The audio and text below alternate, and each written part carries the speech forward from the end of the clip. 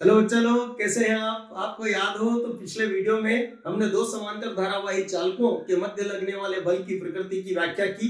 मुझे उम्मीद है आपने उसको समझने का प्रयास किया होगा और समझ में भी आपके आया होगा। ठीक है, अब हम अगला टॉपिक लेके चल रहे हैं बच्चों इस अध्याय में। कभी आपने 10th में ये पढ़ा होगा कि एक यंत्र होता है जिसको हम धारामापी कहते हैं। हमने इस 12th के पिछले वीडियोस में भी ये समझा है कि धारामापी क्या होता है। तो धारामापी एक यंत्र होता है बच्चों जो किसी परिपथ में विद्युत धारा की उपस्थिति का संकेत देता है। ठीक है, तो हमसे यदि ये पूछा जाए कि धारामापी किसे कहते हैं तो हम क्या कहेंगे? वह यंत्र जिसके द्वारा किसी परिपथ में विद्युत धारा की उपस्थिति का पता लगाया जा सकता है धारामापी कहलाता है। बच्चों ये जो धारामापी है, ध्यानपूर्वक समझिएगा, ये मूल रूप से दो प्रकार के होते हैं। अब दो प्रकार कौन कौन से हैं, ध्यान से समझिएगा। तो आज का टॉपिक है बच्चों धारामापी व धारामापी के प्रकार। ध्यान से देखिएगा, ये एक कुंडली है। कुंडली समझते हैं ना, कुंडली है बच्चों। इस कुंडली के केंद्र पर एक चुंबकीय सुई लगी है। ध्यान से देखिएगा। अब हमने इस कुंडली के जो दो सिरे हैं बच्चों, इसे किसी परिपथ से जोड़ा। जब हम इसे किसी परिपथ से जोड़ेंगे तो इस कुंडली में विद्युत धारा प्रवाहित होगी। जब विद्युत धारा प्रवाहित होगी तो आपको पता होगा बच्चों कि हमने पिछले वीडियोस में इस अध्याय में समझा है कि किसी भी कुंडली में विद्युत धारा प्रवाहित करने पर उसके केंद्र पर चुंबकीय क्षेत्र उत्पन्न होता है। तो डेफिनेटली इस कुंडली के केंद्र पर क्या उत्पन्न होगा? चुंबकीय क्षेत्र। ठीक है, अब जब चुंबकीय क्षेत्र यहाँ उत्पन्न होगा तो बच्चों उस चुंबकीय क्षेत्र में ये चुंबकीय सुई रखी है। तो हमने पहले ये भी समझा है कि जब चुंबकीय सुई को चुंबकीय क्षेत्र में रखा जाए तो वो विक्षेपित हो जाती है।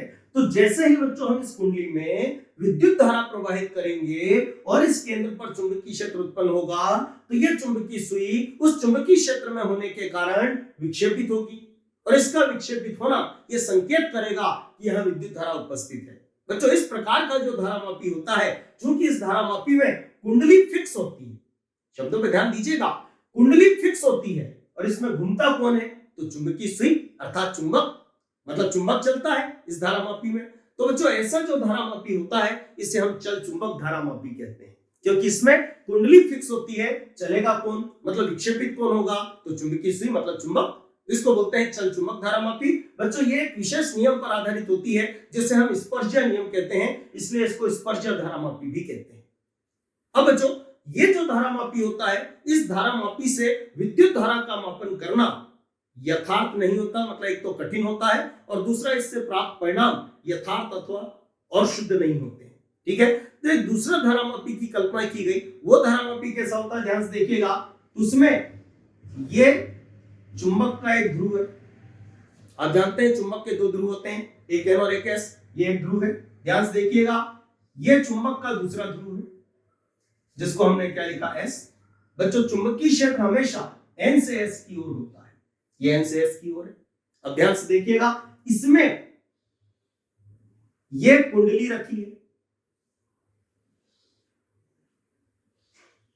इसको समानतापूर्वक लटकाया गया है। अब इसमें हमने क्या प्रवाहित की? विद्युत धारा। बच्चों ये चुंबकीय क्षेत्र की दिशा है, लेफ्ट टू राइट। इसमें हमने किसको रखा? एक कुंडली को, और कुंडली में क्या प्रवाहित की? विद्युत धारा। बच्चों इस भुजा की लंबाई मान लो L है और इस भुजा की लंबाई भी कितनी है? L। इस कुंडली को नाम दे देते हैं बच्चों A B C D। ये कुंडली है और इसको हमने काय में रखा? चुंबकीय क्षेत्र में, और हम इसमें क्या प्रवाहित कर रहे हैं? विद्युत धारा। तो ध्यानपूर्वक समझिएगा बच्चों, कभी हमने समझा है कि जब चालक चुंबकीय क्षेत्र के समांतर हो, धारावाहिक चालक चुंबकीय क्षेत्र के समांतर हो तो उस पर लॉरेंज बल शून्य होता है। तो आप देखेंगे ये जो कुंडली है बच्चों, इसकी भुजाएं BC और AD ये चुंबकीय क्षेत्र के समांतर है, तो इन पर लगने वाला लॉरेंज बल शून्य होगा। लेकिन बच्चों जब चालक चुंबकीय क्षेत्र के लंबत रखा हो तो हमने पढ़ा है कि उस पर लगने वाला लॉरेंज बल अधिकतम होता है। तो डेफिनेटली ये जो दोनों है भुजाएं AB और CD ये चुंबकीय क्षेत्र के लंबवत है। ये देखिए, तो डेफिनेटली इन दोनों भुजाओं पर लॉरेंज बल लगेगा। देखिए लॉरेंज बल कितना लगेगा? तो बच्चों जब चालक चुंबकीय क्षेत्र में लंबवत रखा हो तो लगने वाला लॉरेंज बल ILB होता है। ILB मतलब धारा गुणित लंबाई गुणित तीव्रता। अब ध्यान से देखिएगा, इसकी लंबाई L, मान लो इसमें धारा कितनी है I और चुंबकीय क्षेत्र की तीव्रता कितनी है B, तो इस पर लगने वाला लॉरेंज बल ILB होगा। अब ध्यान से देखिएगा बच्चों, ये जो भुजा है इसकी लंबाई भी उतनी है जितनी इसकी लंबाई है, धारा इसमें भी उतनी होगी जितनी इसमें है, और ये भी उसी चुंबकीय क्षेत्र में रखा है जिसमें ये। तो डेफिनेटली इस पर भी लगने वाला बल कितना होगा, ILB।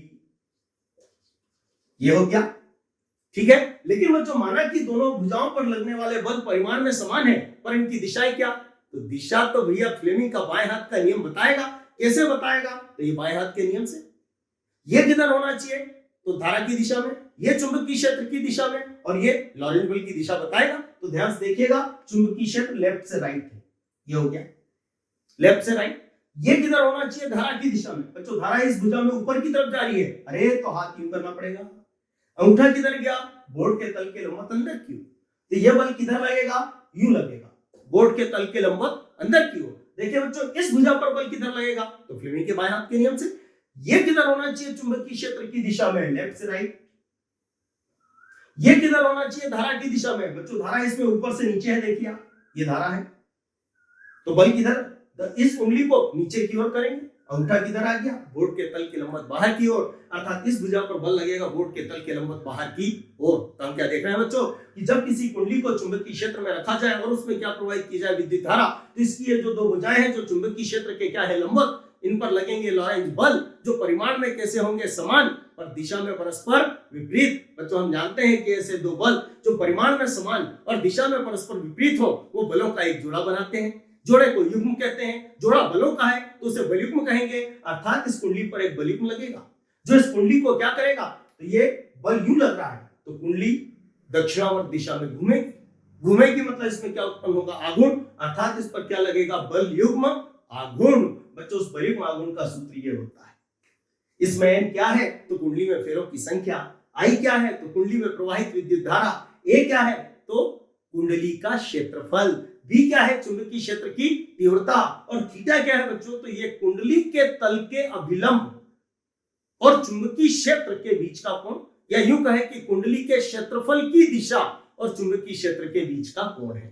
ठीक है बच्चों, तो इसका अर्थ क्या निकला कि जब किसी कुंडली को चुंबकीय क्षेत्र में रखकर उसमें क्या प्रवाहित की जाती है? विद्युत धारा, तो उस पर एक बलयुग्म आघूर्ण कार्य करता है जो कुंडली को चुंबकीय क्षेत्र के मध्य घुमाता है। बच्चों चूंकि घुमाता है, विक्षेपित करता है, इसलिए इस बलयुग्म आघूर्ण को विक्षेपक बलयुग्म आघूर्ण भी कहते हैं।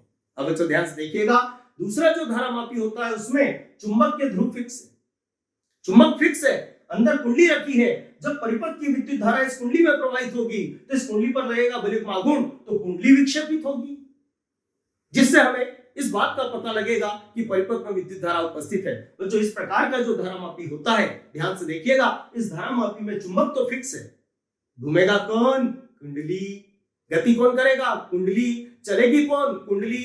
इसलिए इस धारामापी को चल कुंडली धारामापी कहते हैं। तो याद रखिएगा बच्चों, इस तरीके से धारामापी कितने प्रकार के होते हैं? दो, एक चल चुंबक धारामापी और एक चल कुंडली धारामापी। जैसा कि मैंने आपसे कहा कि चल चुंबक धारामापी से मापन करना थोड़ा कठिन होता है, और दूसरा ये कि इससे मापन शुद्ध नहीं होता है, तो इसके ध्यान में रखते हुए इस धारामापी का वर्तमान में उपयोग होता है, जिसको बोलते हैं चल कुंडली धारामापी। लेकिन बच्चों ये जो धारामापी है ये भी दो प्रकार का होता है। एक वो चल कुंडली धारामापी होगा जिसमें कुंडली को चुंबकीय क्षेत्र के मध्य लटकाया जाएगा। लटकाने को बोलते हैं बच्चों निलंबित करना। तो चूंकि उस चल कुंडली धारामापी में कुंडली को चुंबकीय क्षेत्र के मध्य निलंबित किया जाएगा, इसलिए उसको निलंबित कुंडली धारामापी कहते हैं।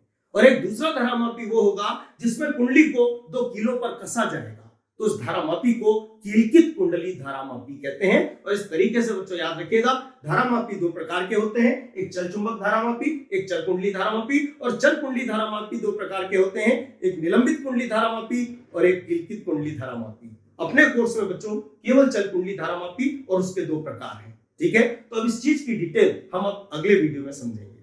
Have a nice day.